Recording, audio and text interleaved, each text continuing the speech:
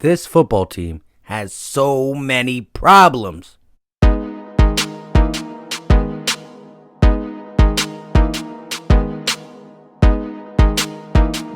What is going on, everybody? I go by Philly Mike, and this is the Philly Talk Podcast.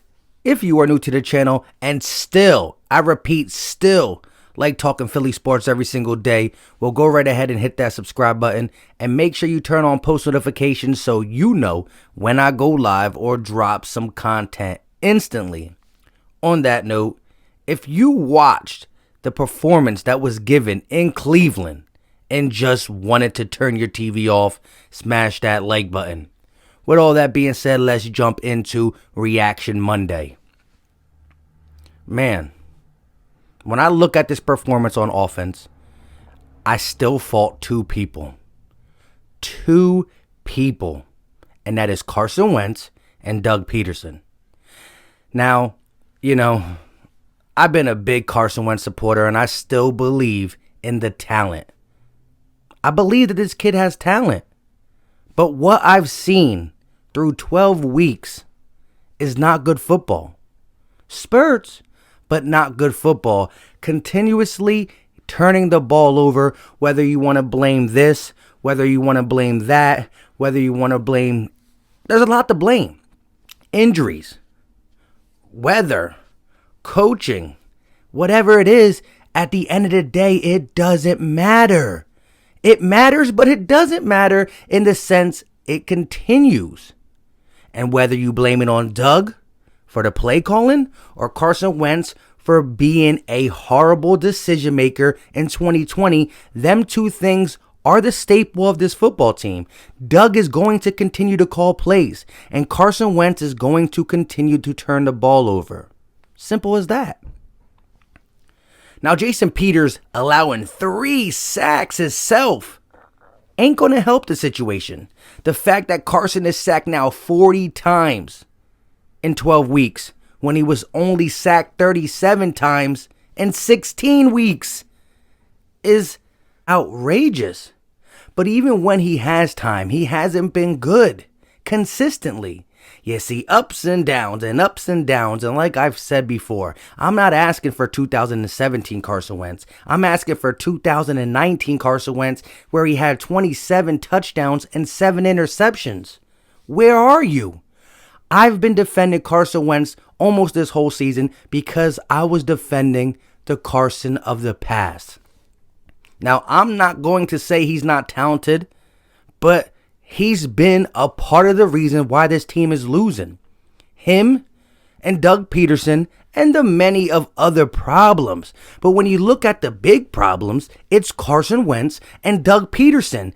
The O-line, the D-line, the secondary, these all got to be talked about too. Not really the D-line, but everything else has to be brought up. But it's not the big picture. Coaching has not been good. Coaching Carson, coaching the team, the play calling, it hasn't been good. Listen, it's a reigning game. A reigning game. The Eagles established a run on the first drive with 8 runs from the running backs. We finished with 21 runs from the running backs. 13 runs in 3.5 quarters? Why? Why, Doug? And here's the thing. Everybody says Carson Wentz stinks. So why wouldn't everybody agree that we need to run the ball? If, and I'm saying if, your quarterback stinks, or if he's struggling, or if he's not good, you want to hide it with running the ball so your offense still looks good. Baker Mayfield is not that good of a quarterback, and that's what they did. Rain, snow, or sunshine, they're only allowing him to throw 20 to 25 times a game unless they desperately have to come back. He'll throw 30 passes a game. Carson Wentz is throwing 35 passes every single game. So if Doug don't think he's good, if the public don't think he's good, why are you not backing this run the ball more? Miles Sanders is second in the league in yards per carry. And let's look again at what the Eagles did running the ball and what the Browns did running the ball. And this is a little sample size of what's been going on all year and why Doug Pederson has been bad. And Carson Wentz has been bad too. There's no excuse in either of them. Context or not. Maybe one makes one look worse, but it doesn't matter. They both have been horrible in 2020. But let's put this up right quick. So let's start with the Eagles. 21 run attempts from our running backs. And remember, 8 of them came on the first drive. So Miles Sanders had 16 carries for 66 yards, a 4.1 yards per carry. And Boston Scott had 5 carries for 24 yards, 4.8 yards per carry. 21 from our running backs in the rain. And you had the Cleveland Browns, who weren't successful on the run. And Nick Chubb's line is going to look better, but without breaking that big one, they continue to run the ball before breaking the big one. He had 20 carries for $114, 5.7 yards per carry. Kareem Hunt had 13 carries. They gave him the ball 13 times for 11 yards, 0.8 yards per carry. And again, 114 for Chubb, who has 5.7, but his long was a 54-yarder. And prior to the 54-yarder, they kept running him. And even though Kareem Hunt had 0.8 yards a carry, they kept running him. Do you know why? Because Baker Mayfield has been struggling. Baker Mayfield ain't good. But you know who else ain't playing good? Carson Wentz. You know who else was playing in the rain? Carson Wentz. You know who else should have called the run other than Kevin Stefanski? Doug Pederson. We ran the ball better in that game as a whole and gave up on it way too easily. 2 carries for Miles Sanders in the second half. 14 of them carries in the first half, 2 in the second half. Not good. Now the all 22 don't come out till tomorrow. I will be breaking down film throughout the week, but look at these 2 plays from Baker Mayfield and the Cleveland Browns, and this is what we're supposed to do, and this is what you can do for a struggling quarterback who throws the ball better outside of the pocket. You don't just have to roll the pocket. You can go back to using play action, but in order to use play action, the team has to fear your run. If you watch the Browns throughout this game, especially in the second half, they were dropping their linebackers and pulling their safety in the box because they were terrified of our run. Look at these plays from Baker real quick. Boom. Play action. We're scared of the run, or not really being scared of the run, but we respect the run, and boom, big play in the rain. Another one. Boom, big play in the rain. That if you have a run game, you can make a struggling quarterback look good. And you guys are going to say, well, you're admitting that Carson is struggling. Yes, Carson has not been the same this whole year. I've said it. Go back and watch my channel. I break down the Rams game. Said Carson was not good. The Cleveland game, I said Carson was not good. I said there was a handful of games that if Carson Wentz played average football, we would have won. There's also games if Doug Pederson limited him, we would have won. So you could be like, hey, well, Mike, I hear you saying your gripe with Doug Pederson is limiting a bad quarterback. Well, take it how you want. Carson has been bad and Doug has allowed it. So both of these guys are responsible in my eyes. And you can look at the O-line, the moving pieces, the injuries, the defense, a couple games, but it doesn't matter. The 2 glaring spots that we have not been good at is play calling and quarterback play. I don't care. And just recently, people have started coming at me for, saying that Baker Mayfield statistically has been better than Carson Wentz, even though Baker, as you saw, 0 touchdowns, didn't do nothing to win it, but didn't do nothing to lose it. And sometimes that's all it takes. Now, we saw Carson Wentz do that against the Giants, and obviously that didn't get it done. But at the end of the day, this team was good with Nick Foles and Carson Wentz in 17 when we ran the ball more closer to a 50-50 split. 49% run, 51% pass. We are now closing in on 59% pass, 41% run, and the quarterback play has gotten worse. It's not there.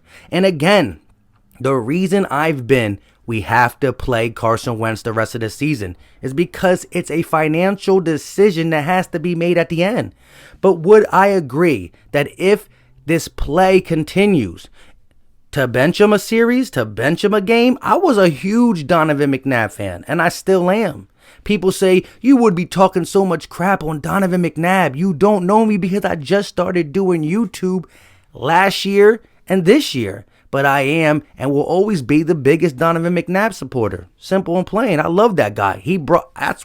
That's what I know when it comes to Eagles football. I became a fan in 99, 98 when he came. And that's what I knew for the longest time. The Philadelphia Eagles stink. We stink. We're not good. We shoot ourselves in the foot. Defensive line jumping off sides against the Browns. Against the Giants, we had 2 wide receivers false start. It's almost impossible for a wide receiver to false start because don't go until the ball's hiked. I mean, look down the line. You can see it.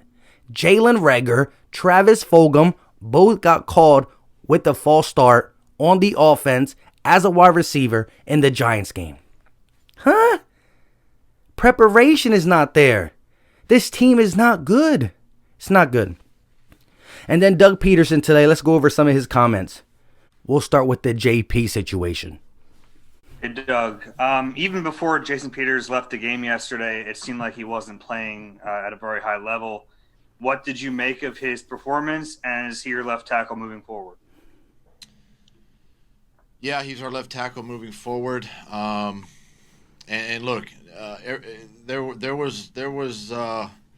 a lot of things that several things that sort of stood out after watching the film.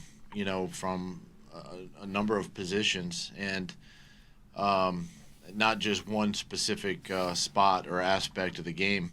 I guess JP's going to continue to play.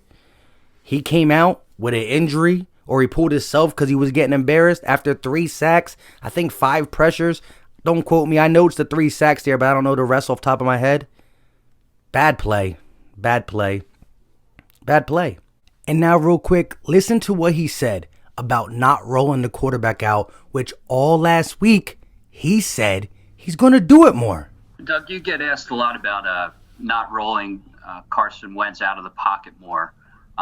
Could you help give us insight into why that's not happening? Is it not part of kind of your scheme? Is it something that Carson doesn't like? Does something have to happen first until you get to that part? Can you just help us understand that better? No, probably the number one thing is just me calling it more, honestly.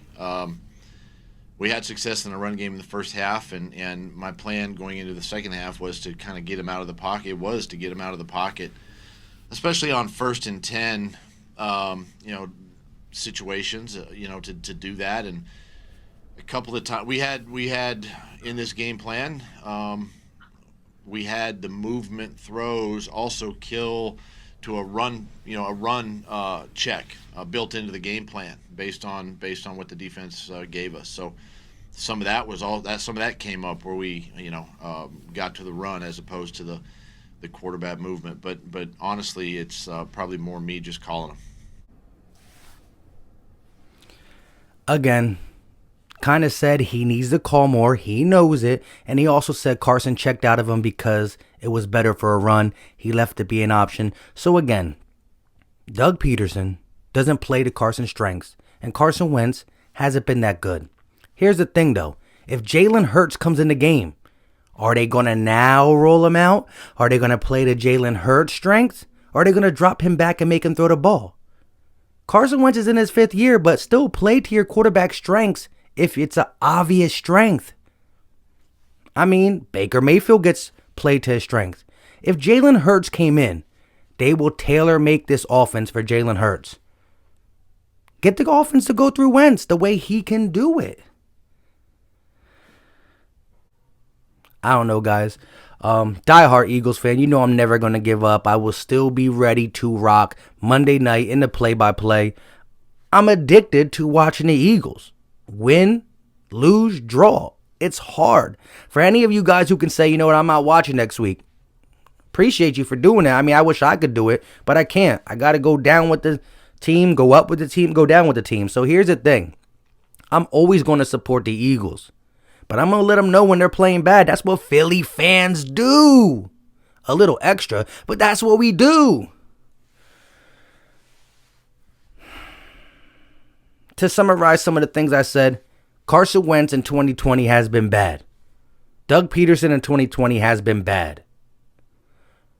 You can have your own opinion who's worse, but to me, they both are the problem. Both are the problem. And something got to change. Whether it honestly be the season's pretty much over, especially if we lose to Seattle. Because now that's 3 losses in a row. The morale's down. The season's already over, but it's far over if we lose to Seattle. And the NFC East starts winning, the Giants, the Cowboys, the Washington football team. And look at the Cowboys pulling out a tremendous win. When their backs were against it, they came together. I can't say that for the Eagles. Brandon Graham was asked about benching Carson Wentz. Brandon Graham was asked, he said, there's been a lot of questions surrounding your quarterback being benched. What's your take on it? He could have said, Carson Wentz is our guy. He said, whatever the coach wants to do, I support it. Whatever the coach wants to do. Now we know Doug Pederson has said he's not benching Carson Wentz, so you could say, well, that's what he means by it, but I don't know. At this point, I believe Carson Wentz is talented. I don't know when or if he's going to turn it around in Philly next year, this year. I'm not holding my breath. But if they sat him for a game, I wouldn't be mad. I wouldn't be surprised. But also, there's something that Philly got to do too, and that's Jeff Lurie. Take play calling away from Doug Pederson. Take it away. Take it away. Take it away. And if you don't take it away, well, then Doug got to just come out and just give it away, or there's going to be problems going into next year. How do we fix next year? 2 glaring issues. Coach, quarterback. And that's how you win football games. Pete Carroll, Russell Wilson, 2 pretty good ones. Mike Tomlin, Big Ben, 2 pretty good ones. Andy Reid, Pat Mahomes, 2 pretty good ones. By the way, in the Andy Reid, McNabb era, McNabb was benched, and it came out to make him better. It settled him down. It drawed him back in. It did it. And another thing was, Andy Reid gave up play calling, and it made us better. Donovan got benched and came back in better. Andy Reid gave up play calling for a year and made us better. Sometimes you just got to get yourself out of the situation, look at it from a new set of eyes, and then evaluate yourself. And maybe Doug could have some implications or have some say in next year's play calling with a great OC. They work together as Frank Wright and Doug Pederson did. Maybe he can come back into that. But you got to step away from it. Andy Reid is still a great play caller, but he stepped away. And even with him being a great play caller, he lets Eric Bieniemy and him do it together.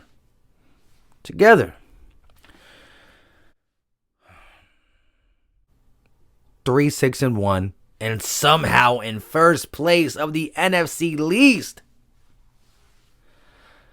Let me know all your thoughts in the comment section on this team going forward. Would you bench Carson? Would you continue with Carson? Your thoughts on Doug Pederson. Just give me anything and everything about this organization and this 2020 season from the Philadelphia Eagles. And more importantly, again in my eyes, let me know how it is in your eyes, Carson Wentz and Doug Pederson. There's been a lot of people that said it's all Carson. A lot of people say it's all Doug. I honestly think it's both. Until next time, I go by Philly Mike, and this is the Philly Talk Podcast. Oh my goodness. You guys know what time it is. We out.